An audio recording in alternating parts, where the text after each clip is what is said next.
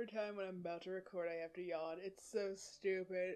Look, I get having the dreaded F word in the thumbnail and or title is clickbait, but at least it's honest and apparently worked.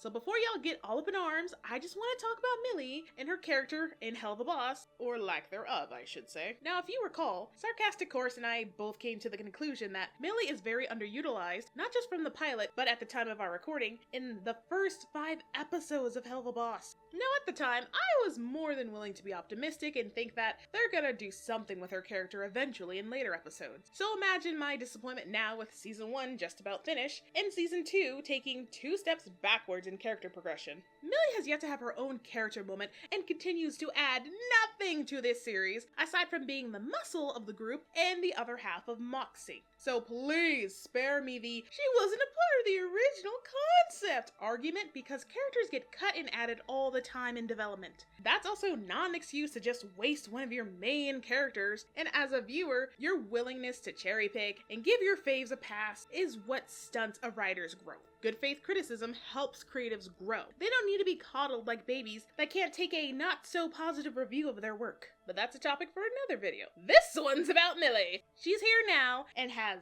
yet to do a damn thing. Guys, I know the show is called Helluva Boss and is mainly focused on Blitz and his relationship with those around him, but riddle me this, Batman. What exactly is Blitz's relationship to Millie? We know Blitz has an estranged affair with Stolas that might be turning into something actually real, but is too afraid to act upon it due to past failed relationships, and being treated as a plaything doesn't help either. We also know that he gives Moxxie tough love because he recognizes his potential even when Moxxie doesn't see it for himself at times. Hell, even Luna, a character that no one expected any sort of development from, got a whole episode where she was a crucial part of a mission, thus exploring how she behaves around those outside of the IMP company. That beneath all that gothy, angsty bitchiness lies a young adult who's insecure about her own self-image and is socially awkward and emotionally closed off to Blitz's smothering to protect herself.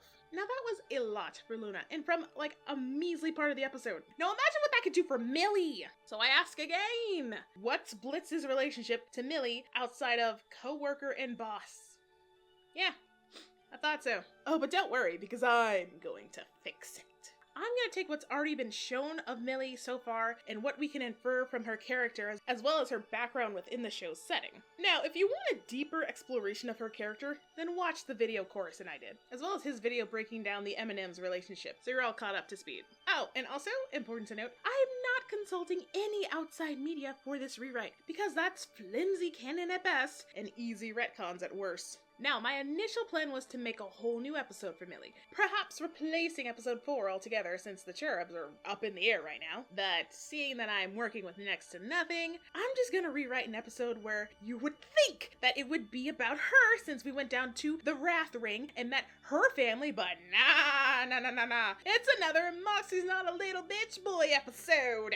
At least from there, I can construct something and give Millie more depth and a greater motivation than getting sidelined in her own hometown. But I also can't change too much because there's a very important plot point that is prevalent in this episode. So after some thought and too many cups of chamomile tea, I think I found a happy middle ground for this rewrite project. And before any of you get the wrong idea, no, I don't think I'm a better writer than vivziepop or Brandon Rogers. If anything, this is more of a fun writing exercise anyone can try. And if you're not satisfied with my rewrite, so I'd encourage y'all to either provide some constructive feedback or tackle this episode yourself. Let's get some creativity going down in the comments. I demand paragraphs! I look forward to reading them. Last thing before we get into it, special thanks to my cool 5 members, Dreadlock Fool and Hendog HD, for providing feedback on the script and for this rewrite. It was greatly appreciated. So without further ado, let's get it! So the setup and motivation for this episode, it can pretty much remain the same, since it's the catalyst to get us to the festival in the first place. But the first adjustment I would make is when the IMP team arrives at the farm, have Lynn pry just a bit more into their freelance work, since clearly she knows it's not paying well and her daughter keeps brushing it off.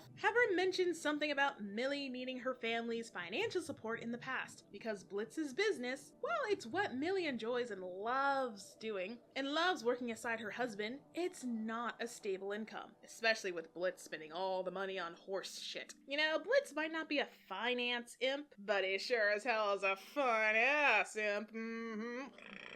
Anyway, Lynn and Joe seem to be really loving and supportive parents, so I'm sure they'd want nothing but the best in life for their kids as possible. They've tried their best to give their kids the best life while running a farm at the same time, so it ain't easy. And you know what? Speaking of which, coming from a farm, Millie has tons of siblings, and with imps being the lowest class citizens in hell, I think it's safe to assume that they're living below the poverty line. All that to say, the parents could have a history of giving or loaning money out to Millie to help every now and again.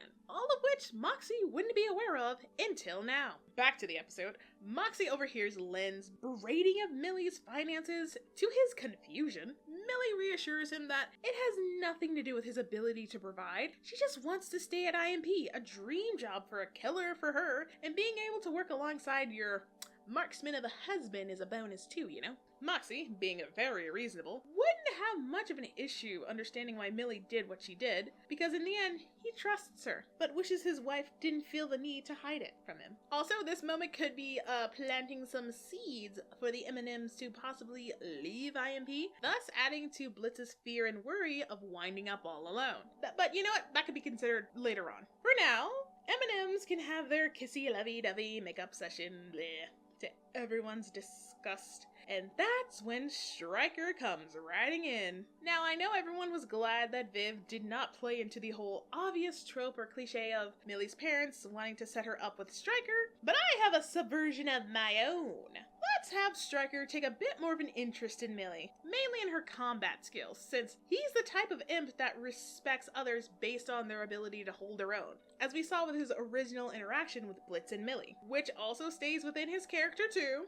I have to keep that in mind. And how about instead of Lynn shutting down Millie from participating in the pain games, it can be Stryker that convinces her otherwise. Now hold on, I've heard all about the great Mildred from y'all. I'd be itching to see the real deal for myself. Or something like that, you know? This instance can lead Moxxie to feel inadequate for not standing up for Millie first, but will gladly be her personal cheerleader throughout the games, which I'm sure Blitz would just get a kick out of mocking him for. Yeah, that's right. For this change, I'm sidelining Moxxie, so we can see how he supports Millie. Because we know that the M&Ms are sickingly adorable and arguably the healthiest relationship in adult animation at this time, only next to Bob and Linda Belcher. But with how much strength and physical support Millie provides for him in their relationship, for this rewrite, I want Moxxie to be the emotional support for her. Keeps the relationship balanced, like all things should be. Cue montage of the games and Millie out here killing it! But like actually though, but she's actually killing it. So much so that she gets disqualified. At least that way the games can still end with a tie between Blitz and Stryker, while Millie sits on the stands licking her wounds, with Moxxie there patching her up. And Blitz later coming along saying, like, I don't know, congratulating her on those kills, even though it got her disqualified. She still kicked major ass. But Millie can't help but keep talking about how her parents were right. She's too reckless, she has no self-control, and tries to have it all without even thinking ahead. So let's have her boss try calming her down. Blitz can tell Millie that's what makes her skills valuable at IMP. Being the wild card might be risky, but hey, it comes handy in a pinch. Which just puts the biggest smile on her face. Perhaps from this, Millie and Blitz can have a relationship more akin to, I don't know, superior, subordinate kind of thing. I was thinking teacher and master, but it's like, they're kind of in the same age range. But you know what? Something better than we have now, which is nothing. And it's at this point that instead of Stryker singing his victory song, it could be a song about strength, grit, and how you should like be proud of that or something along those lines. Look, I ain't a musician. Point is, the song would be directed at Millie, obviously. Much to Moxxie's chagrin, but happy to see his wife cheering up again. Now, I see Millie as a good sport, and would want to thank Stryker for the song. She meets him backstage and congratulates him on his win. In this new scene, Stryker can butter up Millie, praise her for her performance in the games. Despite getting disqualified, she has unique skills he thinks could be useful elsewhere, which leads to Stryker offering her an enticing new line of work for her and Moxxie that pays far better than IMP. Now, Millie doesn't have to decide right away. Stryker leaves the offer on the table for her to think over, all while Millie contemplates leaving the family she made at IMP, and leaving the boss she looks up to. But if it meant a better life for her and her husband without being lenient on her family support, should she not take it? As Millie panics and thinks about making an adult decision for once in her life, we cut to the farm.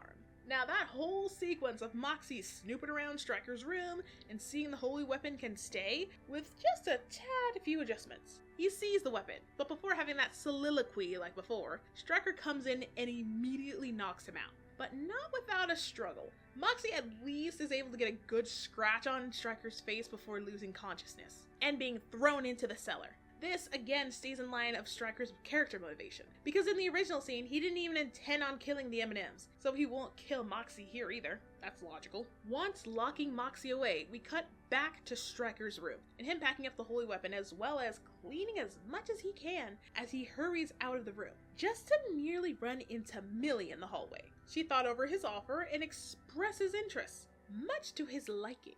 Stryker offers his hand to shake on their new partnership, but not before Millie notices his slightly disheveled bedroom from his cracked door and the scratch on his face. Stryker explains that he's on his way to a job right now. If Millie wants to see what the work is gonna be firsthand, she can join, still waiting for the handshake. She hesitates, but shakes on their deal, while mentioning that she was gonna run it by Moxxie first, but couldn't find him at the time, so she'll just have to tell him later. Stryker reassures her that he'd be thrilled for the new job. They walk out of the house. I don't know about y'all, but I'm getting really excited because Millie might be a bit of an airhead, but she ain't dumb. She knows something's going on. She knows something ain't right, because why else would she have her fingers crossed behind her back while shaking on that deal? Ooh, we're getting there, baby. And now we're at the scene where Stryker was gonna kill Stolas. But this time he's unpacking the weapon. Millie gets him talking while she inspects the gun for herself, going on about the missing farmhand and how it's a good coincidence that Stryker was around at the time to fill in. Millie then starts talking about her happy marriage with Moxxie, and despite her family not accepting him for being some super manly macho man of men, she still loves him regardless. She goes on about how he's really smart and taught her all about different kind of weapons, including the very illegal holy weapon used specifically to kill demon lords in Stryker's very possession! And she pulls that on him! Let's go, boys! Let's go! Plot twist! Stryker tells Millie, "You think you could take me alone?" And that's what we hear, a gun cock. It's Blitz's gun. Blitz is here. This way it makes more sense and not him just appearing out of nowhere, because I didn't like that part. It made no damn sense at all. So in this case scenario, Millie just texted him that like, yo, I think he gonna do something to your boyfriend, so get your ass over here. That way, we're covering up these motherfucking plot holes. Stryker's backed in a corner. He tries to convince Blitz to join him, like he did before in the original scene, but he ain't buying it. Not when he heard that Stryker was trying to take the M&Ms away from him, especially his star killer, Millie Billy. So at this point, the fight can continue the way it did before, just swap out Moxxie with a slightly nerfed Millie, and for the final moment of that scene, again, just swap out Moxxie for Millie, adjust the dialogue, and we can even keep Luna kicking open the door and hitting Millie, and Stryker slips away. Because why not? Why should Moxxie always be the fucking punching bag of this series? And in the end, as everyone is packing up to leave, instead of Millie getting bandaged and berated by her parents, it can be Moxxie. Lynn and Joe can be yelling at him for how much of a pathetic, weak loser he is, and that he's wasted on their daughter, yada yada yada, parental in-law shit, blah blah blah blah. That's where Millie has had enough, and she puts her foot down hard, and be telling her parents that despite Stryker trying to manipulate her, it wouldn't have happened in the first place if her parents didn't just let some strange imp into their farm, possibly endangering the whole family. Not quite the smart adult decision, huh, Pa? Rather reckless, huh, Ma? Millie would continue going off about how much of a wonderful husband Moxxie is, and that no matter what challenges they face, they'll get through it together. And that's where we get her pa's nod towards Moxxie as he approves. The couple reassures each other of their love, kiss kiss, love love, hug hug, blah blah, and look towards Blitz eager to head back home and to work, but not without some changes. Millie asks for a raise. Blitz considers it. Probably will brush it off as a joke or something, but eh. And of course, the final scene with Stryker and Stella, that needs no changing. That can just stay right where it is. And we call that a wrap, people! Is it perfect? Probably not. If anything, I gave a basis of what the story could have been. I'm essentially just sharing my fanfic with you guys. But y'all get the point. There's so much more that can be done, writing-wise, with Millie's character and how it can naturally fit into the narrative. So please, tell me what you thought about my rewrite, share some notes and some of your thoughts in the comments below, and hey, if you have an episode idea for Millie, please share all of your ideas and such in the comments below, because I really want her to be more than just a strong wife. So here's to hoping that this season, we'll see more of Millie, and have her do something, I swear. Because otherwise, I just don't know what I'm gonna do! Ah!